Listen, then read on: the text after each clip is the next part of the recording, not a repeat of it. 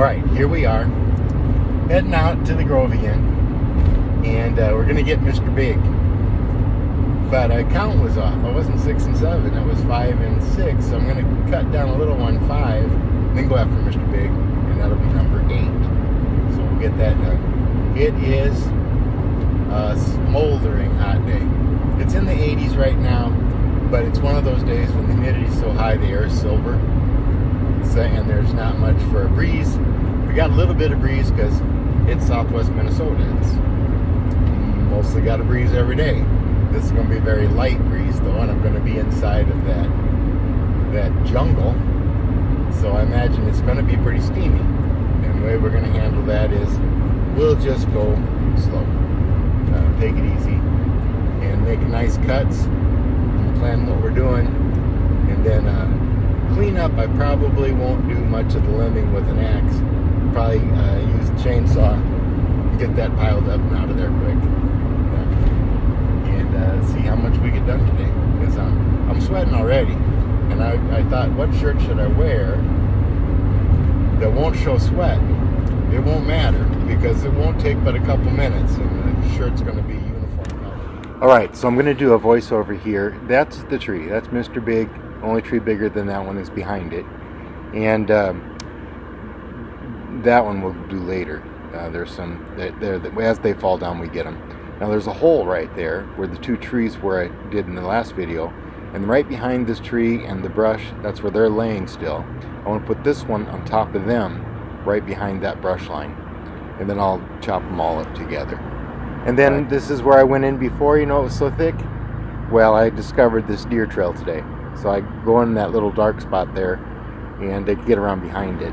Alright, and so now this time I got smarter. I got some arborist rope, and I will put a rope on it to make sure that we don't lose this one backwards like we did the last one. So this is going to work out nice. And then there's the trees that I cut down last time. Chopped them limbs off, but I didn't stack it yet. We're going to put this one right on that pile, and we'll take care of them all together. Got a big rope on this. A breeze did finally come up. Yeah, it probably cleared all the stuff out of the way. And so we got the breeze. That's the good news. Bad news is the wrong direction. This leans a little bit that way, and it wants to fall back a little bit. I did check. The longer branches and heavier branches are on this side. That will help. And then in addition, I got that rope on there. We're going to put tension on it. I'm going to get rid of that wind noise. There's where it's tied up. I used the purple rope, pulled the orange rope up. Just took the orange or purple rope and threw it to the side.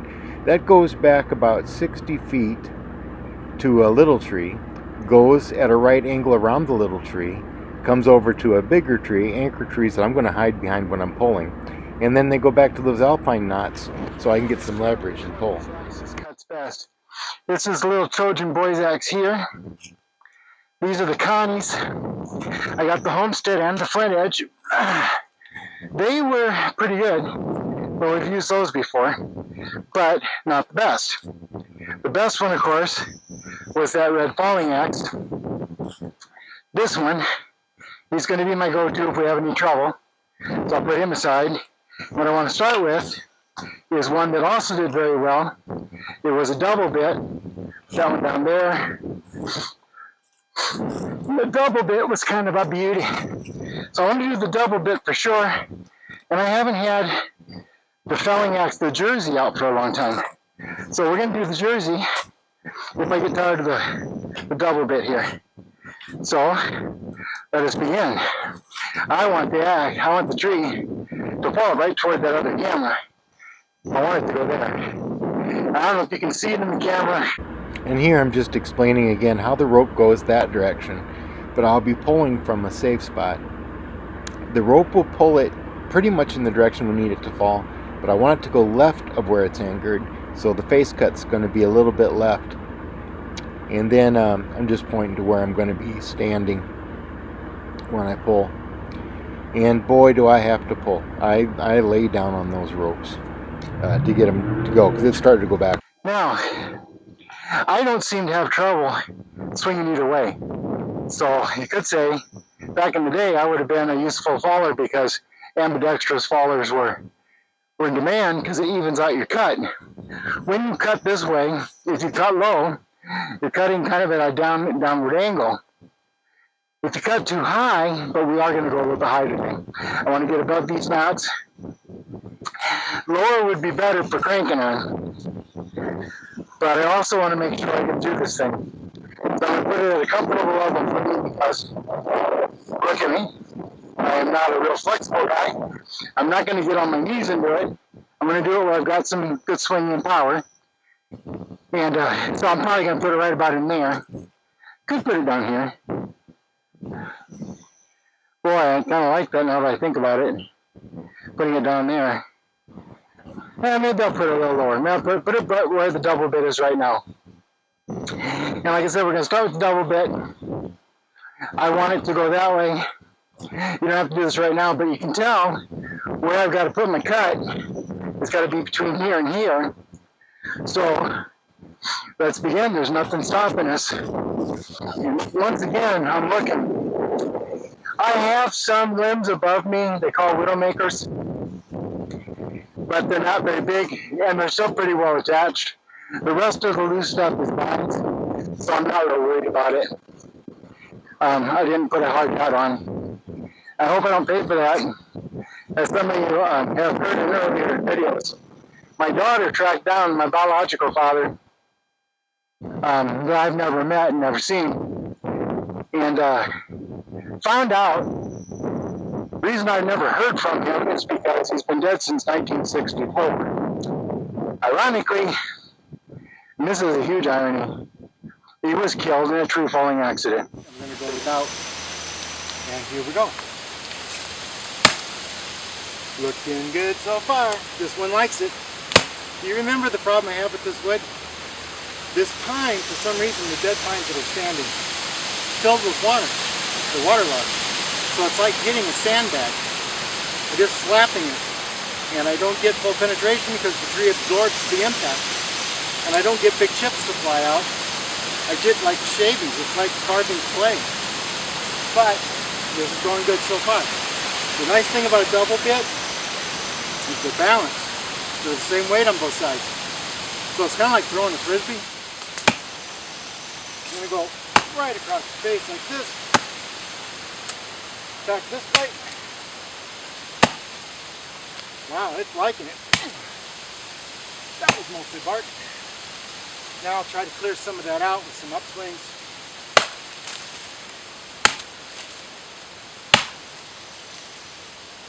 Oh man, I might want to do the whole tree with this axe. What I found out is that the shorter bit length and heavy axe works better. And there should be great big chips coming out of there. No little chips. And what I'm complaining about is that it's like cutting clay or something. They shave out, they don't break out. So I need a heavy axe, but a kind of a thin profile. This double bit's not as cheeky as some of my other ones. And I noticed that my Dayton is a little bit thinner. It cuts through this fine, but you really got to carve them out because they're not going to pop out. It's just too wet. But I definitely, the jerseys don't work in it. The Connecticut patterns don't work in it because the bits are too tall. That's from the toe to the heel. They're about 5 inches. And they're not heavy enough to drive that into the wood, so I don't get a lot of penetration and I don't get any chip breakage. Whereas if I try to use the heavier heads with the Michigan patterns, the old vintage ones with the fat cheeks on them, they're kind of wedgy. Those are not great either. So what I found is this double bit works great, and I'm expecting, I got a couple other axes I want to take out there. I think they're going to be really good because they don't have an exaggerated bit height, and they got a lot of weight to them. So I think they're going to be great. All right, let's get back to it.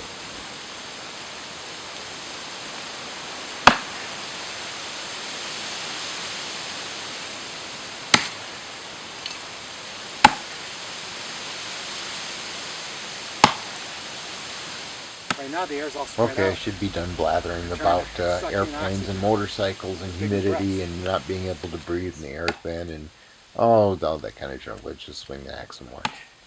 like a lot of things, it's the opposite of what people think.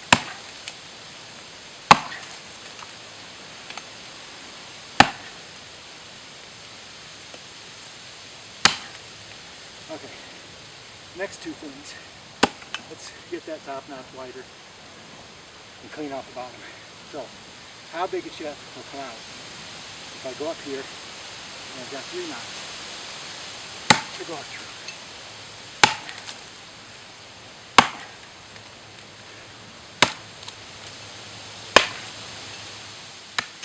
So how about that? We're just gonna, I just made a decision not to go between the knots. I'm gonna take the knots out. I think it's sharp enough to do that.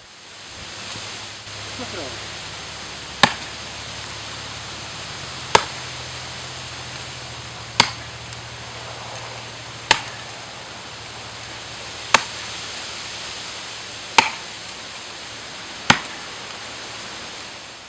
And that's a real concern of mine, because you remember the second tree that I cut down out there, I thought because it was leaning the right direction, it was weighted to the right direction, but I didn't account for the fact that these pine trees, with all their branches, they're just great big sails, and it caught the wind, and the wind actually took it backwards. Didn't hurt anything. It was all right where it fell. It's just that that's not what I was intending to do. So today I do have that. I don't know. I think I said it. I can't remember exactly. It's got like a 6,200 pound breaking strength. There's a 3/4 inch arbist rope that I've got about halfway up the tree, and it runs out about 60 feet away to a small tree. It goes around the small tree, and then it gets anchored to a bigger tree, but it comes back on itself. And there's 2 alpine knots that are acting like pulleys, so I can get some good cranking power.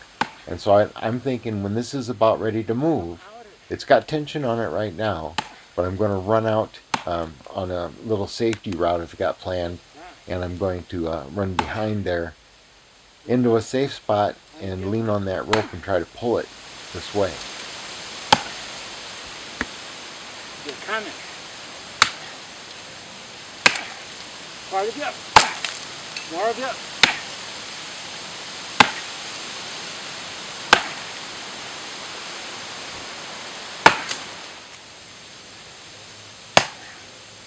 Yeah, I dropped it. Sure glad it wasn't a double bit, because watch what's going to happen. Well, that sounds good. It actually flipped around so the pole came at me first, but I was able to get out of the way, so I still was out of the arc of the axe, but man, that was close. And that's because I'm too high. There's no way around that. It can happen when you're making a shallow cut and you're too high. See how it's going to glance right off of there.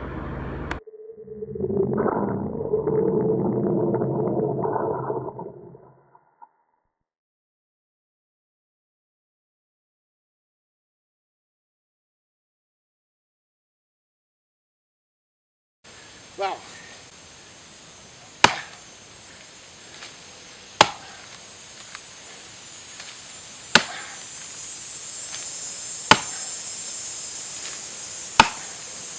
Come out of there.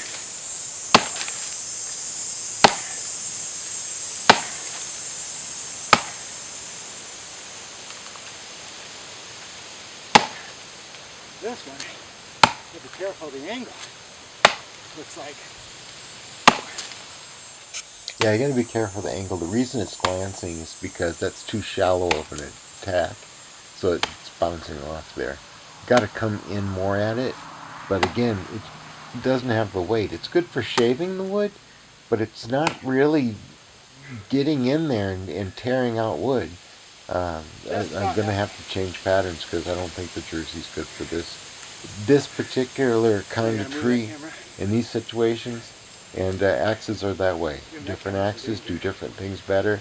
On this tree, in this situation, that's not the right head for this.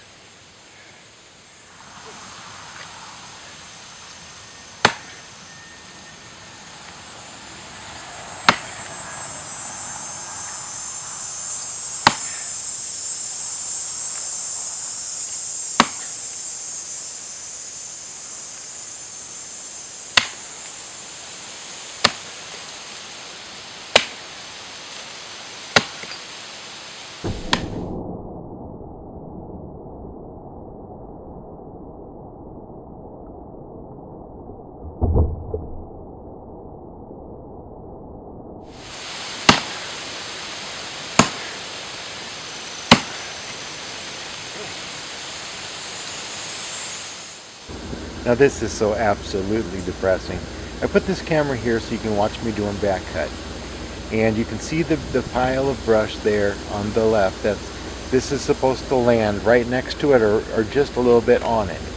The rope is pulling straight away from us, but the face cut is facing that brush pile. And I'm back there checking tension on the rope because I'm going to start this back cut. I want it all set up to go.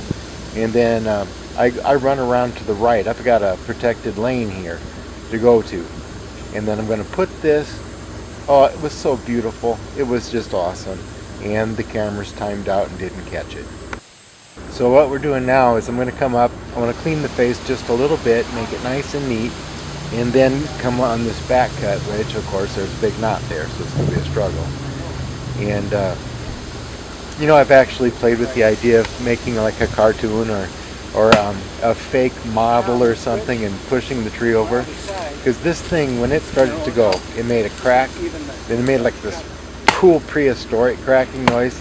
As I pulled it out of its lean and it started to fall forward, and it came crashing right down in that pile. I'm over there laying on those ropes, and I put my head up so I could watch it coming down, and it's just a memory now. The cameras have a 20-minute limit on them because I'm using my Nikons, my photo cameras, and so that's why the batteries on both of them, I'd started them at the same time, both of them. There's a camera off to the right there. Both of them timed out, and I had started to hear a crack, and I ran around and got on the ropes, and it started to go backwards a little bit, but I got it to come forward into this breeze, and it was a gorgeous thing. I just feel so stupid. But there's a lot in here that I thought was worth showing, so I kept it. I'm going to speed up here and go to the back cut. We'll get the back cut out of the way very quickly. I used several different axes to do it, and then I'll just show you the tree laying down. And not to brag too much, but you notice I'm chopping with the other hand. I chop both ways. I'm kind of an ambidextrous chopper. It doesn't matter which side of the tree I'm on. Put more tension on it, pull it over. Actually, when I cut it down, I measured it, you know, after I cut it off at the stump. And so just below that hinge was 19 inches.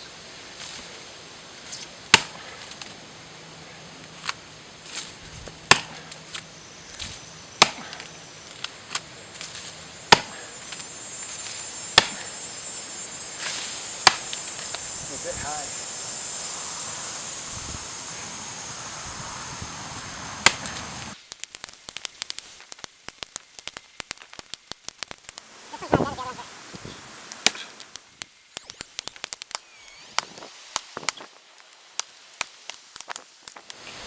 Now we're speeding it up because it's just a back cut, and we already know we're not going to get to see the tree fall. The batteries time out just before it starts to crack, and I'm so focused on what's happening right now, I don't think you need to restart your you need to turn them off and start them over so you get another 20 minutes. And I completely forgot about the battery thing because right now I'm listening, and the minute I start to hear a crack, the minute I get a sense, I can feel it setting back, it pinches my axe, and I know that it's going to go the wrong way. So I run around to my safety route, get on the ropes, and persuade it over. And it was, like I said, it was spectacular. And I missed it. It's just a memory in my head now. I'm also going to switch axes here. I'm still using that jersey pattern with the it's just too much metal hitting the wood with not enough weight behind it, so it only makes little cuts. And I'm going to go get the Dayton pattern one. That one has maybe 4 1/4, 4.5 inch bit, and that little bit of difference means it gets a lot more penetration. All right, so let's get the axes switched out.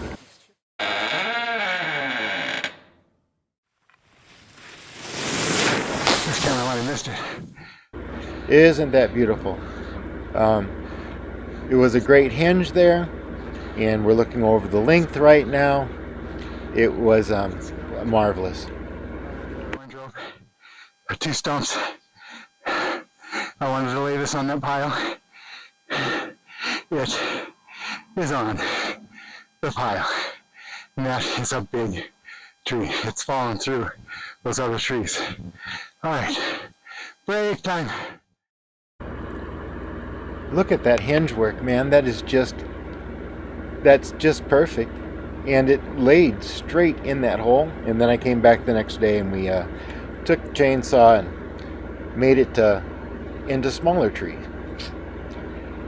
But that was a wonderful, wonderful day. And I want to give you a shot of how the oozes. That wood is just full of water. Sometimes it bubbles up out of there, but that's what we got. And I wish I had a camera person, but I was trying to focus too much. The end.